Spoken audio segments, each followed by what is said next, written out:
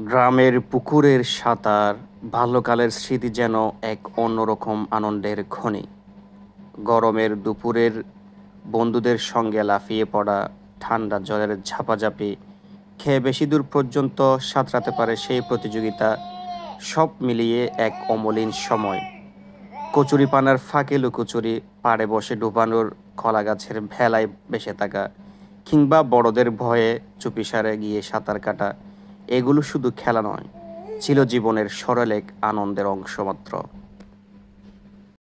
এমনও অনেক সময় গেছে আমাদের বাপ চাচারা পুকুর পাড়ে গিয়ে আমাদের অনেক বড় বড় গলায় বকুনি দিত এবং ডাক দিত, "এই তাড়াতাড়ি পুকুর থেকে উঠে যা, না উঠলে কিন্তু অনেক খবর আছে।"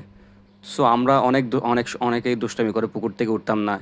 ফলে আমাদের কাপড়গুলো পুকুরে ফেলে দিত এবং ভিজিয়ে দিত এবং আম্মুদেরকে বলতো আর কি সবাই। সো অনেকের সময় আছে আমরা মাদ্রাসা থেকে এসে সরাসরি ডিরেক্ট পুকুরে লাফ দিয়ে পড়ছি। সে সাথে হচ্ছে সবাই একসাথে সাঁতার কাটতে কাটতে দেখা যাচ্ছে অনেক সময় কেটে গেছে। সো বাসায় গিয়েও বকুনি খেতাম। এখনও আসলে অনেক মিস করি সময়গুলো।